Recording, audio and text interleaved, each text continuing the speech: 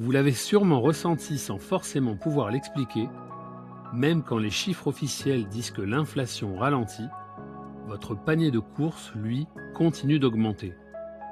Alors que se passe-t-il réellement? Dans cette vidéo, nous allons explorer l'inflation cachée, toutes ces hausses de prix dissimulées dans la qualité, les promotions, les formats et même dans les stratégies de prix des entreprises. Aujourd'hui, nous allons lever le voile sur un phénomène que très peu comprennent vraiment. La shrinkflation. Payer plus pour moins.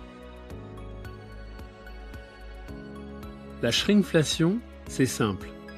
Vous payez le même prix pour une quantité plus faible. Exemple typique, les paquets de pâtes passent de 1 kg à 900 g, les croissants passent de 55 g à 48 g, ou les yaourts perdent 10% de leur volume.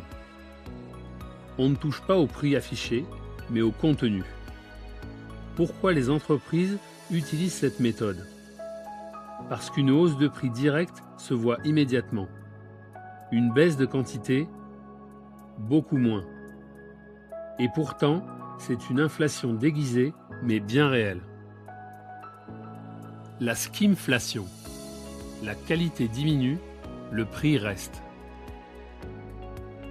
Si la shrinkflation joue sur la quantité, la skimflation, elle, joue sur la qualité. Vous payez la même chose, mais vous recevez un produit ou un service de moins bonne qualité. Vous l'avez déjà remarqué, un service client plus lent, des matériaux moins robustes, des ingrédients remplacés par des versions moins coûteuses, des options autrefois incluses devenues payantes. C'est de l'inflation cachée. Vous dépensez autant, voire plus, mais vous recevez moins de valeur. L'inflation par substitution. Le produit change discrètement. Autre méthode plus subtile encore, la substitution. Les entreprises remplacent un élément coûteux par un autre moins cher sans baisser le prix. Exemple, une huile de tournesol remplacée par une huile de colza, un poisson noble remplacé par un poisson moins cher, du chocolat au beurre de cacao remplacé par du palmiste. L'emballage reste attractif, le marketing aussi, mais la valeur réelle, elle, change. Et cela ne se voit pas dans l'inflation officielle. L'inflation masquée par promotion. Les prix montent, les promos compensent. Depuis quelques années, une stratégie se généralise. Les prix montent fortement, puis les promotions reviennent, mais moins généreuses. Résultat, le prix affiché est plus élevé, le prix payé est un peu réduit, mais le prix réel, lui, augmente au fil du temps. C'est une inflation masquée. Vous avez l'impression de faire une bonne affaire, alors que la référence a augmenté. L'inflation comportementale. Jouer sur la perception. Certaines hausses ne sont pas dans les produits, mais dans votre perception.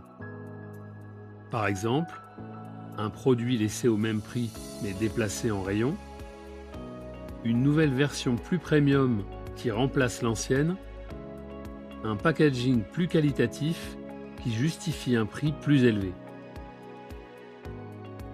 Vous payez davantage non pas pour le contenu, mais pour la perception de valeur. L'économie comportementale est devenue une arme commerciale.